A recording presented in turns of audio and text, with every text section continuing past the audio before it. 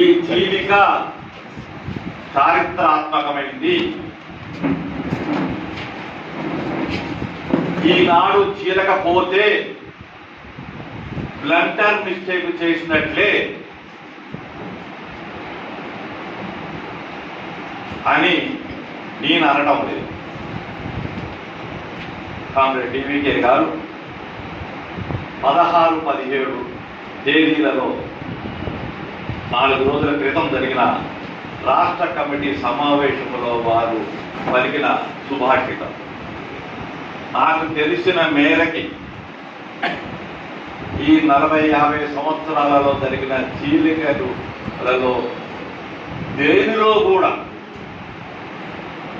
ఇంత నగ్నంగా ఈ చీలికని సమర్థించుకోవడం, ఈ చీలిక అనివార్యం అనడం, ఈ చీలిక చారిత్రాత్మకమైంది అనడం వినలేదు.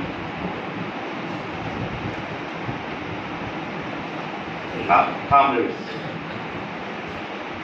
ఇవాళ నిజంగా డివికే గారు చెప్పినట్లుగా ఇది ఈ చీలిక చారిత్రాత్మకమైందేనా, అనివార్యమైందేనా, దీన్ని నివారించలేమా అని మనం ఒకసారి ప్రశ్నించుకుంటే ఇది అనివార్యమైంది కాదు, ఇది నివారించుకోదగినదే. ఒకే పార్టీలో ఉండి చర్చించుకొని పరిష్కరించుకోదగినవే అని మేము అనేక పద్ధతుల్లో ఆ కామ్రేడ్స్ని నచ్చజెప్పడానికి, ఆలోచింపజేపించడానికి చాలా ఓపిక ప్రయత్నం చేయగలిగారు. ఈ సమావేశానికి తెలంగాణ రాష్ట్రంలో ఉన్న రాష్ట్ర కమిటీ సభ్యులు, కేంద్ర కమిటీ సభ్యులునే కాకుండా దివాకర్ గారు కూడా ఈ రాష్ట్ర కమిటీకి హాజరయ్యారు. ఈ చర్చలన్నీ కూడా దగ్గరుండి చూశారు. అంతేకాదు మన పార్టీ ప్రధాన కార్యదర్శి కామ్రేడ్ యతీంద్ర కుమార్ గారు కూడా ఈ రాష్ట్ర కమిటీ సమావేశంలో పాల్గొని స్వయంగా అన్ని పరిశీలించడం జరిగింది. ఎన్నో రకాలుగా కామ్రేడ్ జిఎస్ దీన్ని ఆలోచించాలి, చర్చించుకుందాం, పరిష్కరించుకుందాం. మేమేం తప్పులు చేయలేదని అనడం లేదు, తప్పులు సహజమే, తప్పులు గుర్తించడమే ఇక్కడ ముఖ్యం. అవన్నీ కూడా మా వైపు నుంచి కూడా గుర్తించినవి ఉన్నాయి, గుర్తిద్దాము, చర్చించుకుందాము, పరిష్కరించుకుందాము అనే పద్ధతిలో అనేక రకాలుగా ఎంతో ఓపికగా చెప్పడం జరిగింది. అది నేను అనట్లే, ఓపికగా చెప్పిండని కామ్రేడ్ డివికే గారే, కామ్రేడ్ వైకే గారు చాలా ఓపికగా మా అభిప్రాయాలు మార్చుకోమని, ఆలోచించమని వారు వివరించారు. అయినా మేము వాటిని ఆలోచించలేకపోతున్నందుకు విచారిస్తూ మా నిర్ణయం మాదే అని ప్రకటించారు. సరే కామ్రేడ్స్, మనందరికీ భావిస్తున్న విషయమే, లేదా విడిపోయిన కామ్రేడ్స్ కూడా భావిస్తున్న విషయమే. మనందరికీ విడిపోయినా మనకి అందరికీ ఒక ఏకాభిప్రాయం ఉంది. అదేమిటంటే మన పార్టీ ఒక సాధారణమైన నిర్మాణ పరిస్థితిలో లేదు, ఒక అసాధారణ నిర్మాణ సంక్షోభాన్ని ఎదుర్కొంటుంది. భిన్నమైన అభిప్రాయాలే కాదు, ఒక నిర్మాణ సమస్యలే కాదు, నిర్మాణ సంక్షోభం, ప్రత్యామ్నాయ నిర్మాణాలు, పోటీ కమిటీలు, 2 పార్టీల యొక్క పద్ధతులు, ఈ స్థాయిలో మన నిర్మాణం ఒక్కొక్క జిల్లాలో ఒక్కొక్క తీరులో మన తెలంగాణ రాష్ట్రంలో కొనసాగిన విషయం మనందరికీ తెలిసిందే. ముఖ్యంగా వీటికి 2 కేంద్రాలుగా, ఒకటి రీజనల్ కమిటీ కేంద్రంగా, ఇది తూర్పున ఉంటే ఉత్తరాన నిజామాబాద్ కేంద్రంగా రగిలిన పరిస్థితి కూడా వాస్తవమే. గత కొద్ది సంవత్సరాల నుంచి మరింత ఉధృతంగా ఈ పరిస్థితి కొనసాగిన కూడా వాస్తవమే. చిన్న చిన్న సమస్యలు కూడా జిల్లాల్లో కొనసాగి ఆ కామ్రేడ్సే రాష్ట్ర కమిటీలో ప్రకటించినట్లుగా ఈ సంక్షోభం 2 జిల్లాలే కాదు, ఇప్పుడు చెప్పుకున్న నిజామాబాద్ ఆర్సీ ప్రాంతమే కాదు, ఇవాళ రాష్ట్ర వ్యాపకంగా రావణ కాష్టంగా ఒకటి నుంచి ఒకటి విస్తరిస్తూ పోతూ ఉంది. ఇక మేము మా నిర్మాణాన్ని కాపాడుకోలేము, మేము వెళ్లాల్సిన అవసరమే ఉంది, ఉన్నట్లయితే మేము ఖాళీ చేయబడతాము అనే పద్ధతులు కూడా ప్రకటించడం జరిగింది.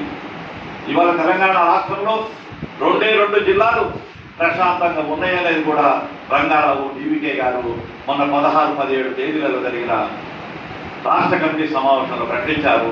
మిగతా అన్ని జిల్లాల్లో కూడా చిన్నగానో పెద్దగానో ఈ యొక్క ఘర్షణలు కొనసాగుతున్న పరిస్థితి ఉంది అనేది కూడా చెప్పడం జరిగింది. అది ఒకటి.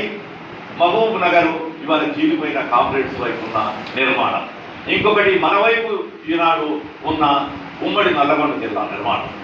ఇక్కడ వాళ్ళు లేరు, అక్కడ మనం లేము అనే పద్ధతిలో కూడా ఈ 2 జిల్లాలు తప్ప మిగతా ఆర్సీ నిజామాబాదే కాదు, అలా మిగతా అన్ని జిల్లాలు కూడా వ్యాపించే పద్ధతిలో ఉంది.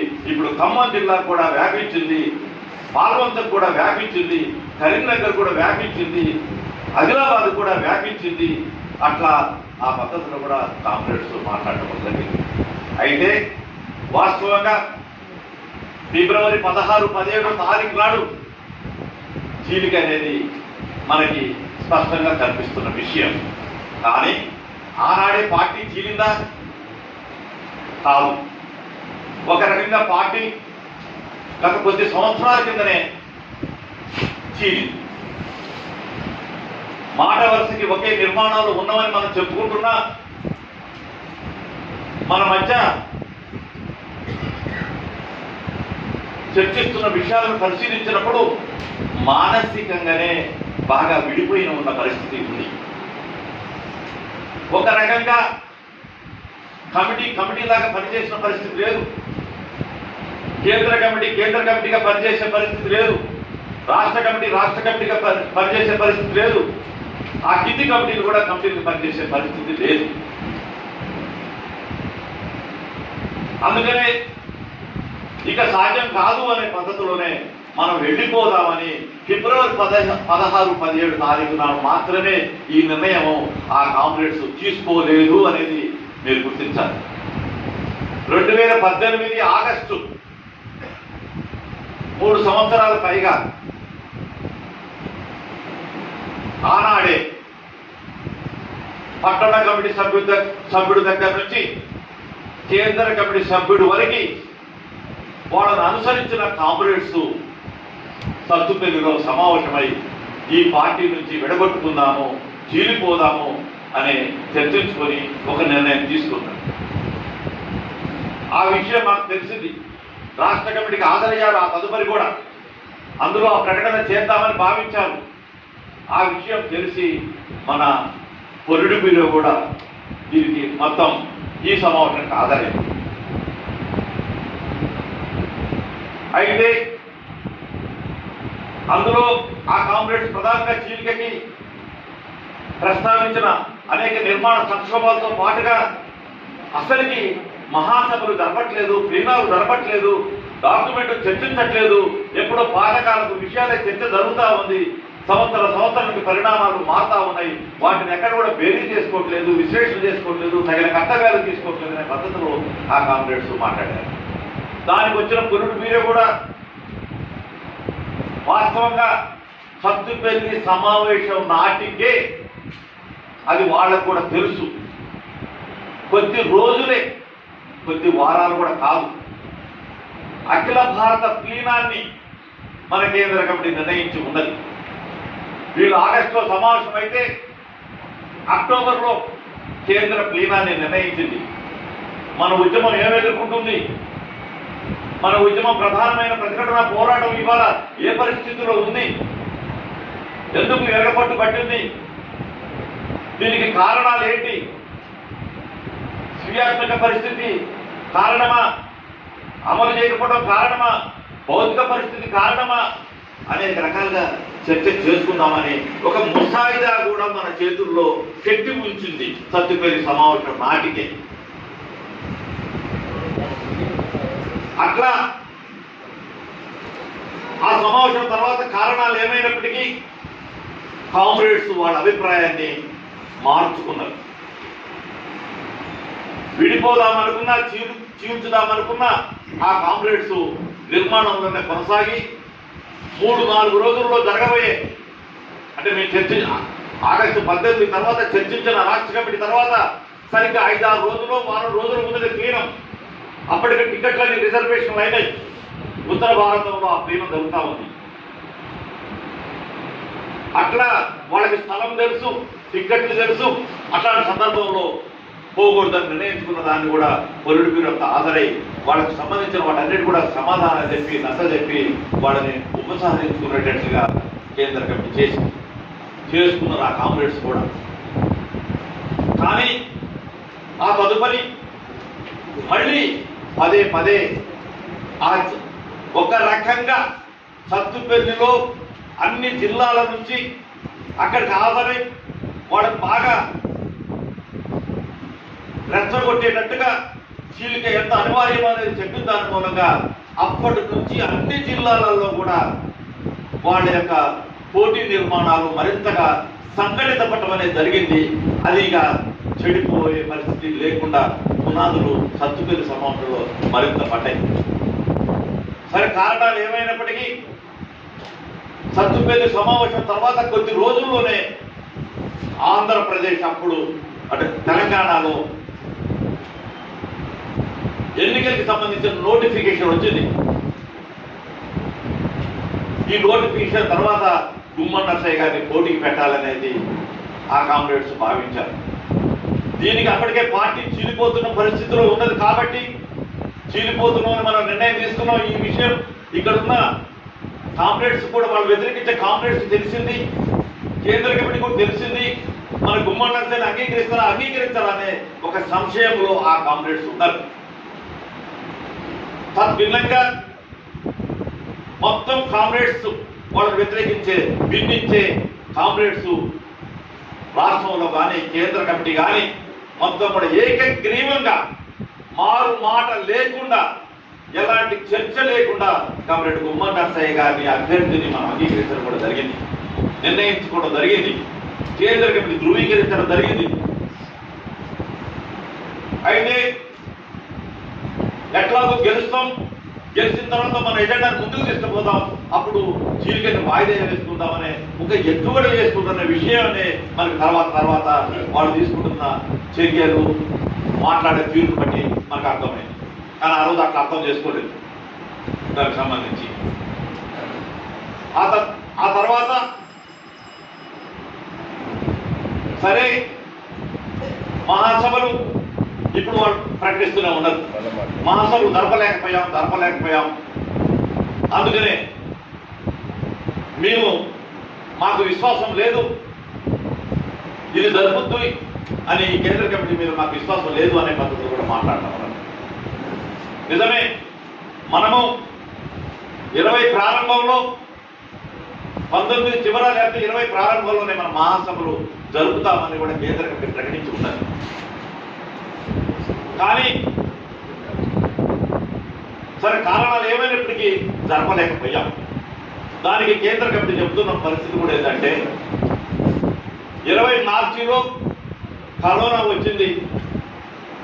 1 సంవత్సరాల పాటు కేంద్ర కమిటీ ఫిజికల్గా, అంటే సభ్యులందరూ ఒకసారి హాజరై సమావేశమయ్యే పరిస్థితి లేదు. కేంద్ర కమిటీ లాంటి సమావేశం ఆన్లైన్లో పెట్టుకోవడం సరైనది కాదని ఒక నిర్ణయం కేంద్ర కమిటీ తీసుకున్నది. ఇదే సమయంలో దీని తదుపరి పెద్ద ఎత్తున పంజాబ్లో, తర్వాత దేశవ్యాప్తంగా ఒక రైతాంగ ఉద్యమం వచ్చింది. మన డాక్యుమెంట్ తయారు చేయాల్సిన కామ్రేడ్స్ కూడా ఒక రకంగా ఫీల్డ్ వర్క్ కూడా చేయాల్సిన పరిస్థితి, లేదా విధానాలు రూపొందించాల్సిన పరిస్థితి వచ్చింది. అయినా అట్లాంటి పరిస్థితుల్లో కూడా పార్టీ యొక్క నిర్మాణం యొక్క సంక్షోభం ఇంత తీవ్రంగా ఉంది కాబట్టి దీన్ని నిలబెట్టుకోవడం ఎట్లా, కాపాడుకోవడం ఎట్లా, ఇది ఉంటేనే కదా మిగతా ఉద్యమాలు అనేది కూడా భావించి ఆ సమయంలో కూడా ఇంకా వీలును బట్టి ఆ డాక్యుమెంట్లు తీసుకురావాల్సి ఉంది అనేది సీసీ భావించారు. తప్పించుకోవట్లే, తన వైపులో కొంత ఆలస్యం జరిగింది, దానికి మా పొరపాటు ఉందంటేనే ఇక జరగనీయము అని ప్రకటించడం దాని అర్థం. ఇటీవల జరిగిన ఫిబ్రవరి ఇదే నెల 3-4 తారీఖులలో మన పొలిట్ బ్యూరో సమావేశం జరిగింది. అనేక విషయాలు చర్చల్లో ఉంటాయి, ఒక్కొక్క సమావేశానికి అనేక ఎజెండా ఉంటాయి, కానీ ఏదో 1-2 కీలకమైన ఎజెండాగా ఉంటుంది. ఈసారి పొలిట్ బ్యూరో సమావేశానికి ప్రధాన ఎజెండా పార్టీ మహాసభలు అనేది పెట్టుకొని చర్చించి ఎక్కువ నెలలు కూడా లేదు, ఫిబ్రవరి 1వ తారీఖు కల్లా మన పార్టీ మహాసభలు ఎజెండాకు సంబంధించిన అంటే చర్చలకు సంబంధించిన అంశాలు కూడా కాంగ్రెస్ ముందు ఉంచడం జరిగింది. ఇంతకు ముందు కేంద్ర కమిటీ సమావేశంలోనే అది అన్ని రాష్ట్ర కమిటీలు కూడా ఇవ్వడం జరిగింది. పార్టీ కార్యక్రమాన్ని ఈసారి క్షుణ్ణంగా చర్చిద్దాం, చాలా కాలమైంది దీన్ని చర్చించి. ప్రపంచంలో అనేక మార్పులు వస్తున్నాయి, దేశంలో అనేక మార్పులు కొన్ని వస్తున్నాయి. ఈ మార్పుకు అనుకూలంగానే ఆనాడు చేసిన కార్యక్రమం ఈనాడు పూర్తిగా వర్తిస్తుందా, ఏమైనా సవరణలు చేసుకోవాలా అనే ఒక విమర్శనాత్మకంగానే తన డాక్యుమెంట్ మీద కేంద్ర కమిటీ కలిగి ఉన్న విషయం కూడా వాస్తవమే. ఆ విషయాన్ని కూడా రాష్ట్ర కమిటీలకి కేంద్ర కమిటీ విడుదల చేసిన సర్క్యులర్లో పేర్కొనడం కూడా జరిగింది నిర్దిష్టంగా. అలాగే మనము దీన్ని భారతదేశానికి సంబంధించిన మేరకు ఒక దీర్ఘకాలిక ప్రజాయుద్ధ పంథ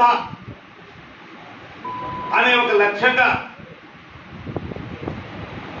పోరాడుతూ దేశాన్ని విముక్తి చేయాలనే మనం ఒక విప్లవ పంథాన్ని కూడా రూపొందించుకొని పనిచేస్తూ ఉన్నాం. దానికి సంబంధించింది కూడా వస్తున్న పరిణామాలలో ఏమైనా కానీ చర్చించాల్సిందా, మార్పులు చేసుకోవాల్సి ఉందా, అవి ఎలాంటివి, అవి మౌలికమైనవా, ప్రాథమికమైనవా, ఏ టైప్ అనే విషయాలు కూడా చర్చించడం జరుగుతూ